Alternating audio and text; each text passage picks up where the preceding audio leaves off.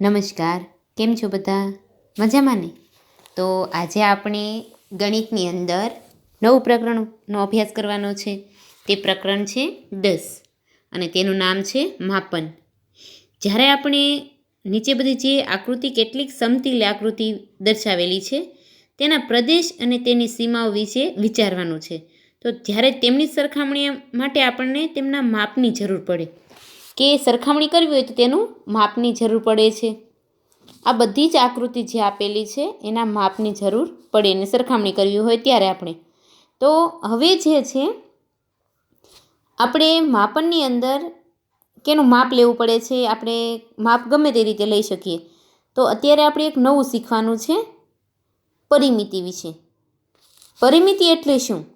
નીચેની આકૃતિ જોવાની અને આપણે તેને આકારો તાર અથવા તો દોરીની મદદથી બનાવી શકીએ છીએ. આવા આકારો છે આપણે તાર અથવા તો દોરીની મદદથી બનાવી શકીએ. દરેક આકૃતિમાં જો તમે બિંદુ એસથી શરૂ કરીને દરેક આકૃતિમાં બિંદુ એસથી શરૂ કરીને દરેક રેખાખંડ પર ચાલવાનું છે તો તમે ફરીથી બિંદુ એસ પર પહોંચો છો.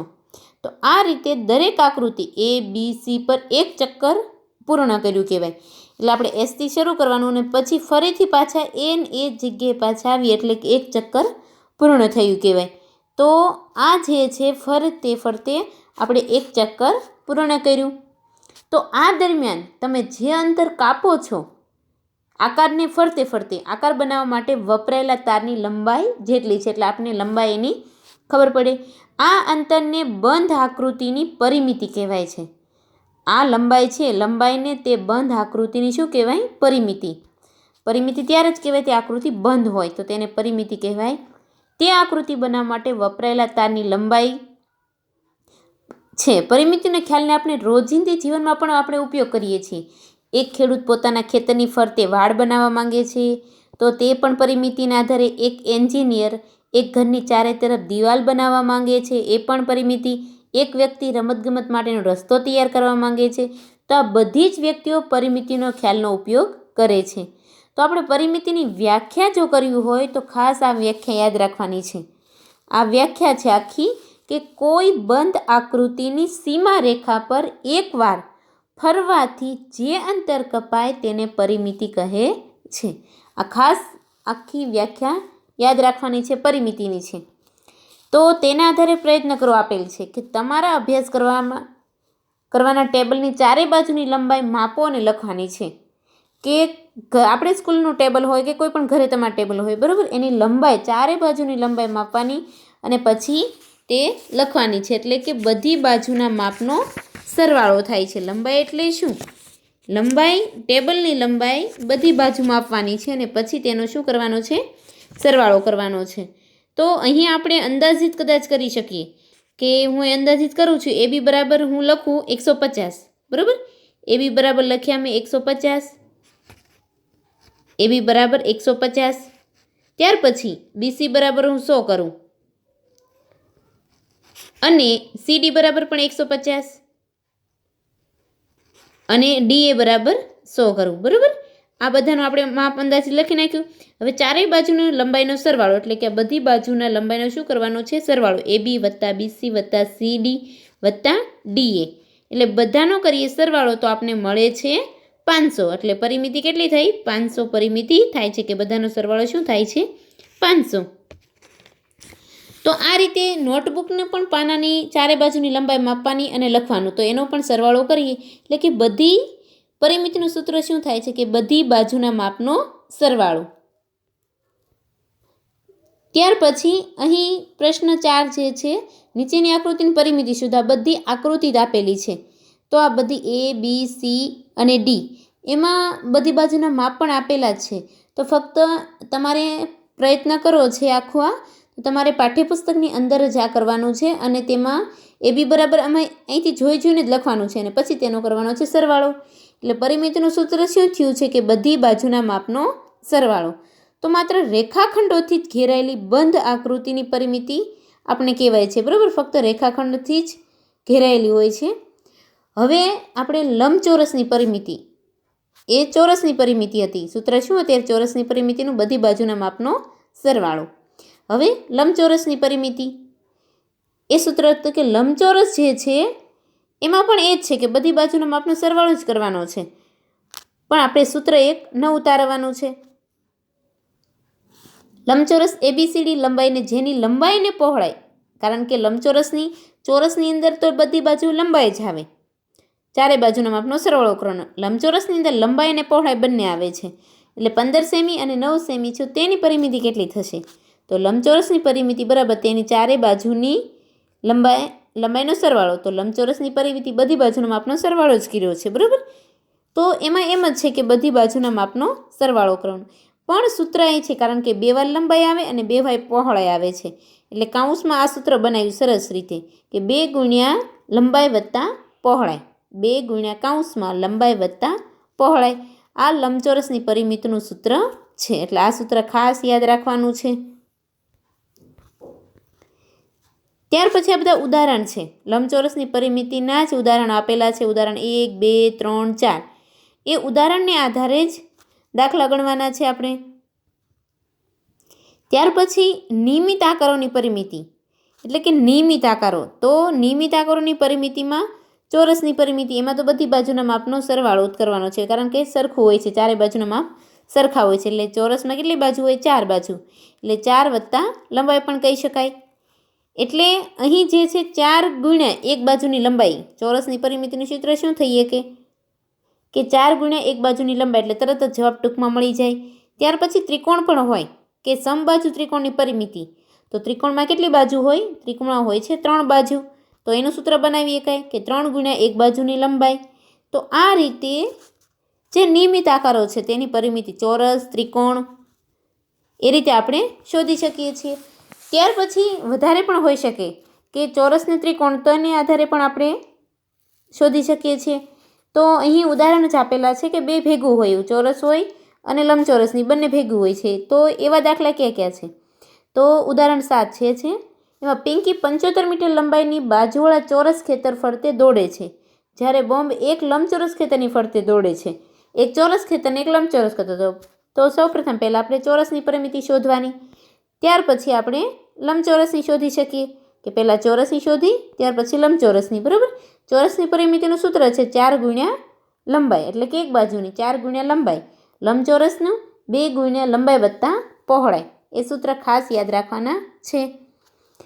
તો હવે તેના આધારે આપણે સ્વાધ્યાય 10.1 એમાં પહેલો પ્રશ્ન કે 10.1માં પહેલો પ્રશ્નમાં શું કહે છે કે દરેક આકૃતિની પરિમિતિ શોધવાની છે. અહીં આપણે 6 આકૃતિ આપેલી છે અને 6 આકૃતિની પરિમિતિ શોધવાની છે. એમાં માપ આપી જ દીધેલા છે, ફક્ત આપણે શું કરવાનું છે કે બધી બાજુના માપનો સરવાળો કરવાનો છે, કારણ કે આ બંધ આકૃતિ છે. તો ફક્ત માપે આપેલા છે તો આપણે સરવાળો જ કરવાનો છે. તો સૌ પ્રથમ આપણે પ્રશ્ન 1ની પહેલી આકૃતિ A, એમાં શું છે કે એમાંય આપણે કરવાનું છે બધી બાજુના માપનો સરવાળો જ કરવાનો છે. તો પરિમિતિ બરાબર આપણે લખવાનું, પરિમિતિ બરાબર પછી બધી બાજુ છે એ લખવાની છે. તો સૌ પ્રથમ આપણે લઈએ 5 વત્તા પછી 1 વત્તા 2 વત્તા 4. હવે આ બધાનો સરવાળો કરીએ તો શું થાય છે? 12 થાય છે. 5 ને 1 6, 6માં 2 નાખો તો 8, 8માં 4 નાખો તો 12. તો કેટલી થઈ? 12 સેમી, બરાબર. છેલ્લે સેમી લગાડી દેવાનું, એટલે પરિમિતિ કેટલી થાય છે? 12 સેમી. તો ફક્ત સરવાળો જ કરવાનો છે. ત્યાર પછી બીમાં પણ એમ જ કરવાનું છે. પરિમિતિ બરાબર 40 વત્તા 35 વત્તા 23 વત્તા 35. આ બધાનો સરવાળો કરીશું એટલે આપણને મળે છે બીનો જવાબ આપણને મળશે. ફરીથી આપણે કરીએ, પરિમિતિ એમ લખવાનું, પછી કરવાનું 40 વત્તા 35 વત્તા 23 વત્તા 35. એ બધાનો સરવાળો શું થાય છે? એનો સરવાળો થાય છે 133 સેમી.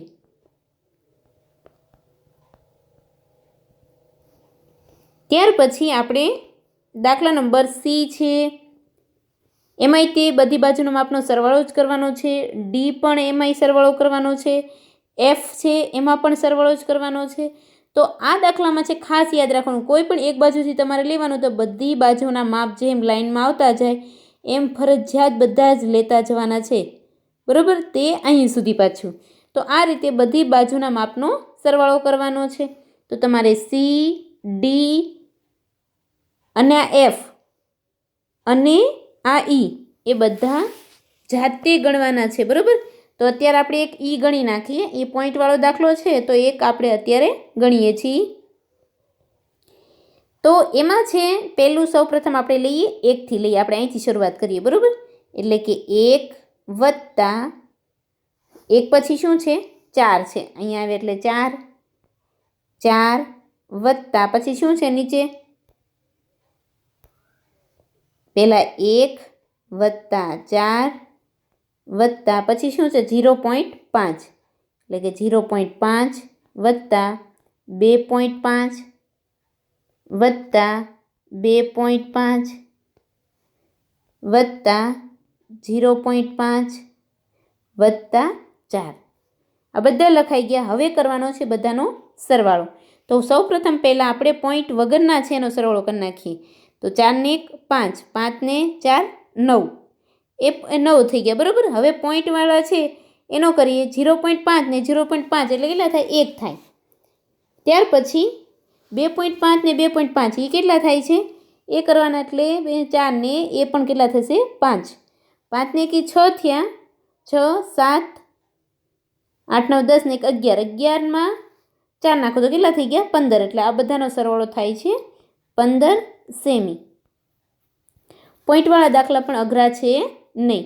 તો હવે જે બાકી રહ્યા છે તમારે જાતે પાકી બુકની અંદર આકૃતિ દોરીને પછી તમારે નીચે પરિમિતિ કરીને સરવાળો કરવાનો છે.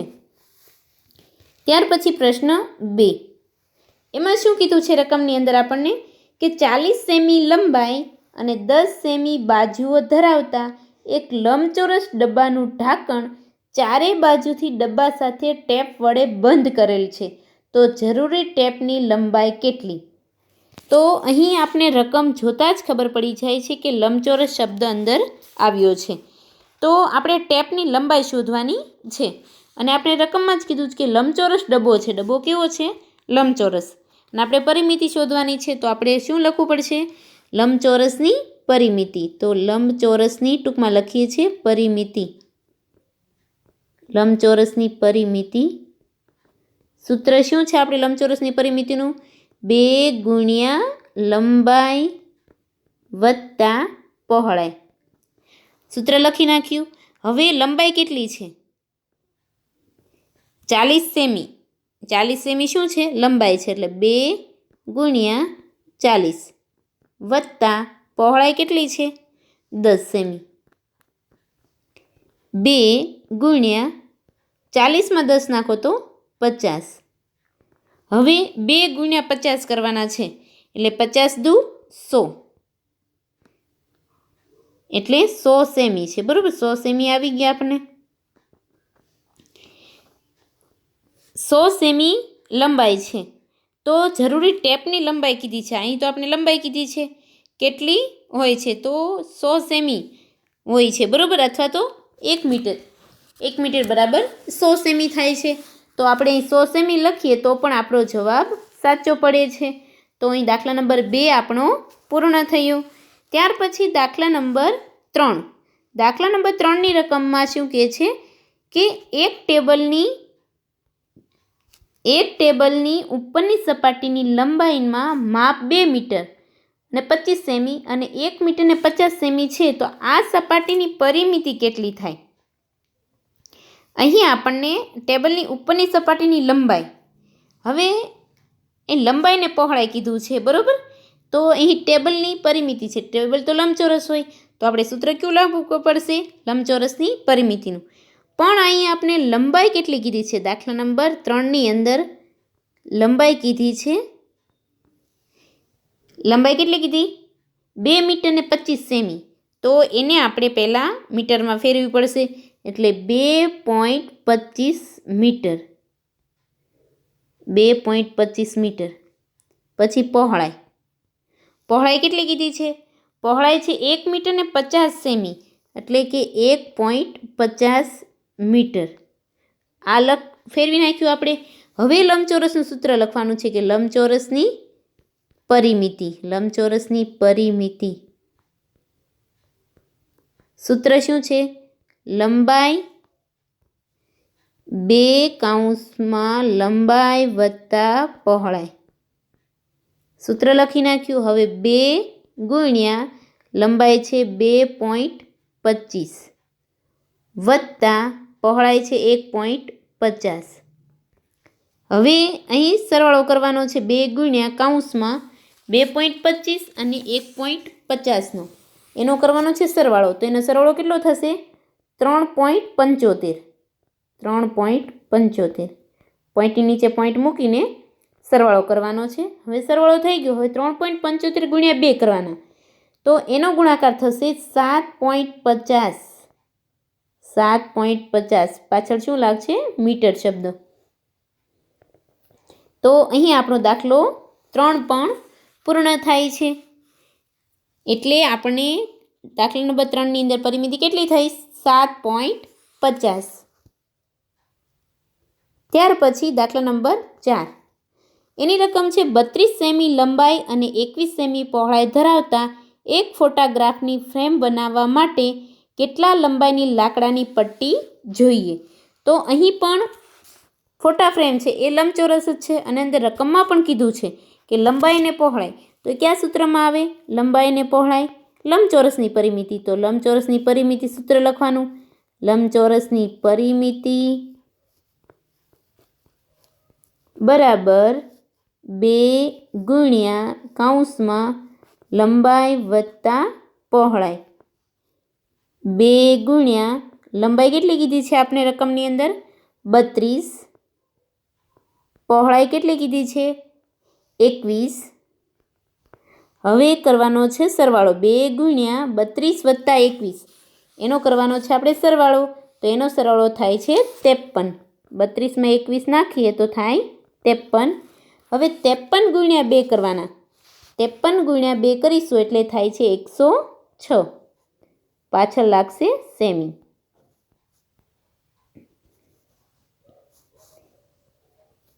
એટલે જરૂરી લાકડાની પટ્ટીની લંબાઈ 106 સેમી હોવી જોઈએ. બરાબર. ત્યાર પછી દાખલા નંબર 5. એની રકમ છે લંબચોરસ આકારના જમીનના ટુકડાની લંબાઈ 0.7 કિલોમીટર અને પહોળાઈ 0.5 કિલોમીટર છે. તેને ચારે તરફથી તારની 4 હાર વડે બંધ કરવા માટે કેટલી લંબાઈનો તાર જોઈએ? અહીં પણ લંબાઈ અને પહોળાઈ છે, તેથી લંબચોરસની પરિમિતિનું સૂત્ર લાગુ પડશે. એટલે દાખલા નંબર 5 લંબચોરસની પરિમિતિનું સૂત્ર લખવાનું છે. તો તેનું સૂત્ર તો આપણને હવે યાદ જ રહી ગયું છે. સૂત્ર છે 2 ગુણ્યા લંબાઈ વત્તા પહોળાઈ. 2 ગુણ્યા લંબાઈ કેટલી છે રકમની અંદર? આપણે લંબાઈ આપેલી છે 0.7 વત્તા પહોળાઈ છે 0.5. હવે 2 ગુણ્યા હવે સરવાળો કરવાનો છે 0.7 અને 0.5નો. તેનો સરવાળો થશે 1.2. 1.2 એનો સરવાળો થયો. હવે 1.2 ગુણ્યા 2 કરવાના છે. તેનો ગુણાકાર થાય છે 2.4. 2.4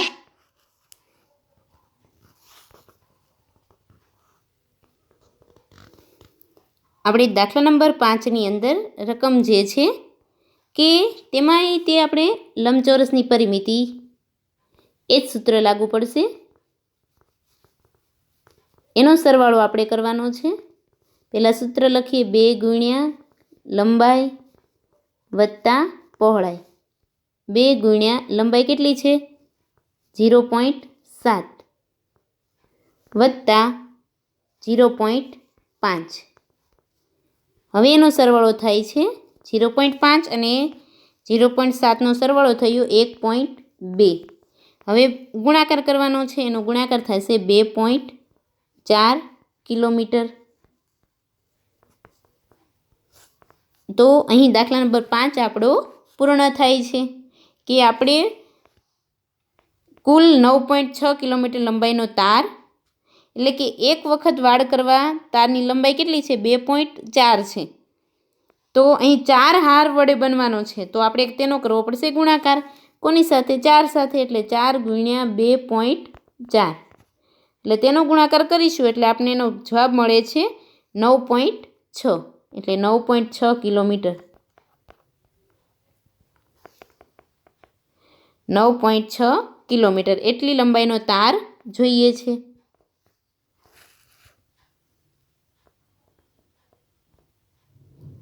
ત્યાર પછી દાખલા નંબર 6. દાખલા નંબર 6ની રકમ છે કે નીચેના દરેક આકારની પરિમિતિ શોધો. તો અહીં પહેલી રકમ છે કે પહેલી રકમમાં શું કીધું છે? 3 સેમી વત્તા 3 સેમી 4 સેમી 5 સેમી લંબાઈનો બાજુવાળો ત્રિકોણ. તો આપણને ત્રિકોણ કીધો છે એટલે તો આપણે સીધું એમ જ લખવાનું કે ત્રિકોણની પરિમિતિ, ત્રિકોણની પરિમિતિ એનું સૂત્ર છે બધી બાજુનો સરવાળો, બધી બાજુનો સરવાળો. હવે બધી બાજુ લખવાની આપણે 3 વત્તા 4 વત્તા 5 રકમમાં જેમ છે તેનો સરવાળો થશે 12 સેમી.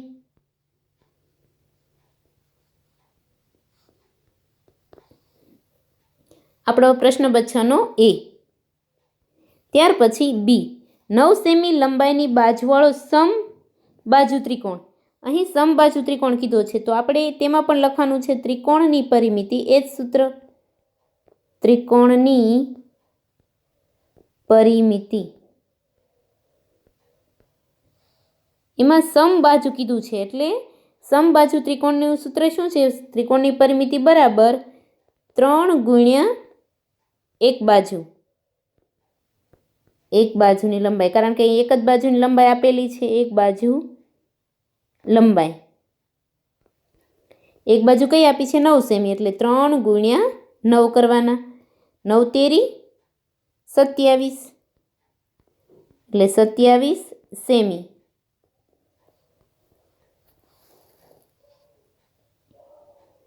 ત્યાર પછી સી, સમદ્વિબાજુ ત્રિકોણ જેની સમાન બાજુની લંબાઈ 8 સેમી અને ત્રીજી બાજુની લંબાઈ 6 સેમી છે. સમદ્વિબાજુ ત્રિકોણ કીધો છે તો સમદ્વિબાજુ ત્રિકોણની બાજુઓના માપ 8 સેમી 6 સેમી અને 8 સેમી છે. 8 સેમી અને 6 સેમી, અને ત્રીજી બાજુ એટલે 8 સેમી, કારણ કે સમદ્વિબાજુ કીધા એટલે બે બાજુના માપ સરખા હશે. બરોબર. તો આપણે ત્રિકોણની પરિમિતિ લખવાનું સૂત્ર એ જ તે કે ત્રિકોણની પરિમિતિ, ત્રિકોણની પરિમિતિ બરાબર બધી બાજુનો સરવાળો, બધી બાજુનો સરવાળો. બધી બાજુનો સરવાળો એટલે 8 વત્તા 8 વત્તા 6, કારણ કે સમદ્વિબાજુ કીધું એટલે કોઈ પણ બે બાજુના માપ સરખા છે એટલે એનો થશે સરવાળો 22 સેમી. તો આપણો દાખલા નંબર 6 પણ અહીં પૂર્ણ થાય છે. ત્યાર પછી દાખલા નંબર 7, તેની રકમ છે કે જેની બાજુઓના માપ 10 સેમી 14 સેમી અને 15 સેમી છે તેવા ત્રિકોણની પરિમિતિ શોધો. તો અહીં પણ સૂત્ર એ જ લખવાનું છે કે ત્રિકોણની પરિમિતિ બરાબર બધી બાજુના માપનો સરવાળો, ત્રિકોણની પરિમિતિ બરાબર બધી બાજુના માપનો સરવાળો, બધી બાજુના માપનો સરવાળો.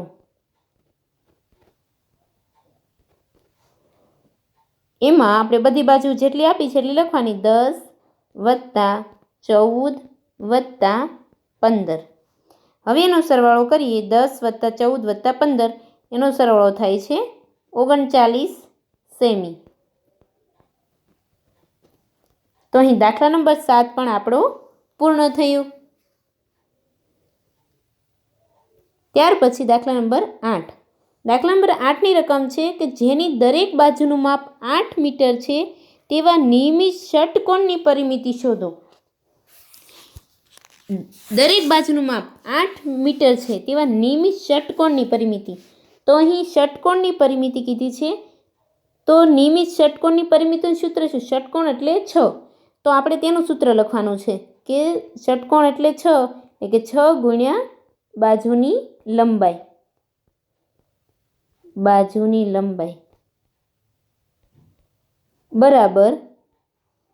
હવે ષટકોણના આપણે કરવાના છે 6 ગુણ્યા બાજુની લંબાઈ કેટલી કીધી છે? 8 આપણને. 6 × 48 એટલે 48 મીટર. અહીં નિયમિત ષટકોણની પરિમિતિ 48 મીટર છે. ત્યાર પછી દાખલા નંબર 9. એમાં કીધું છે કે 20 મીટર પરિમિતિવાળા ચોરસની એક બાજુનું માપ શોધો. અહીં ચોરસની પરિમિતિ 20 મીટર છે. તો ચોરસની પરિમિતિનું સૂત્ર લખવાનું છે આપણે કે ચોરસની પરિમિતિ. ચોરસની પરિમિતિ બરાબર સૂત્ર શું છે? 4 ગુણ્યા એક બાજુ. બરાબર. હવે 4 ગુણ્યા એક બાજુનું માપ કેટલું આપેલું છે? 20 આપેલું છે આપણને. કારણ કે એ તો ચોરસની પરિમિતિ આપી દીધી. ચોરસની પરિમિતિવાળા ચોરસની એક બાજુનું માપ શોધવાનું છે. આ તો ફક્ત આપણે સૂત્ર લખ્યું છે.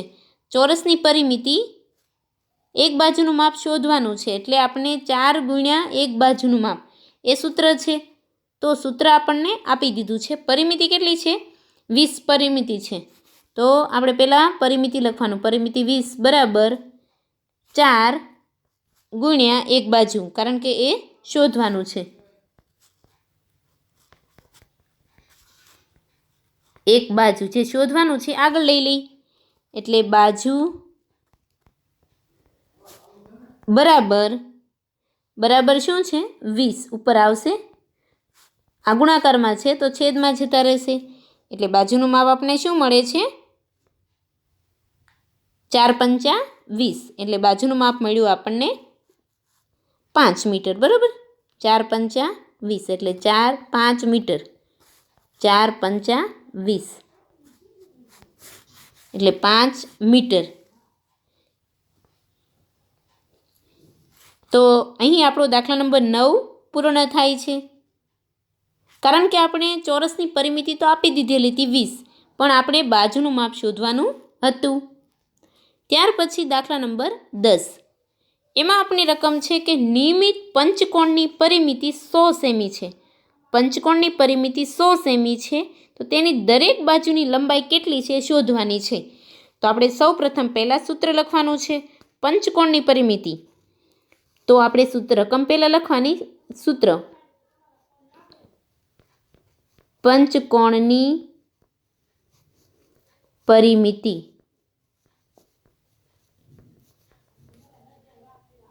પંચકોણની પરિમિતિ એટલે કે 5. બરાબર. પંચકોણની પરિમિતિનું સૂત્ર શું છે? 5 ગુણ્યા એક બાજુ. હવે આપણે એક બાજુનું જ માપ શોધવાનું છે. પરિમિતિ તો આપણને આપી દીધેલી છે. પરિમિતિ કેટલી છે? 100.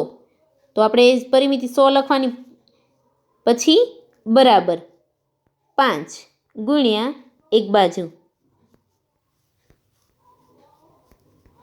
હવે જે શોધવાનું છે આગળ લઈ લેવાનું. શું શોધવાનું છે? એક બાજુ.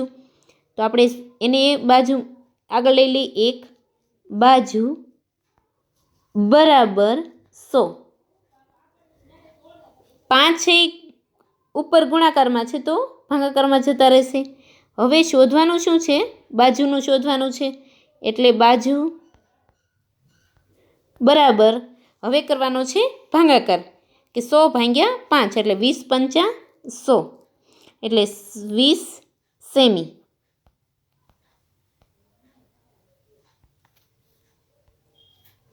એટલે 20 સેમી બાજુનું માપ શું મળ્યું છે? 20 સેમી છે. તો અહીં આપણો દાખલા નંબર 10 પૂર્ણ થાય છે.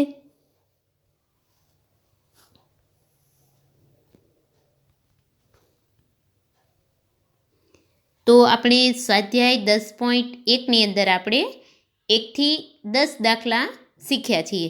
તો હવે ત્યાર પછીના દાખલા આપણે આગળના વિડીયોમાં શીખીશું. દાખલા નંબર 11, 12, 13, 14, 15, 16 ને 17 આ બધા જ દાખલા આપણે આગળના વિડીયોમાં. અત્યારે આપણે 1થી 10 દાખલા શીખ્યા. તો તમારે 10 દાખલા ગણિતની પાકી બુકમાં ઉતારી લેવાના છે. અસ્તુ.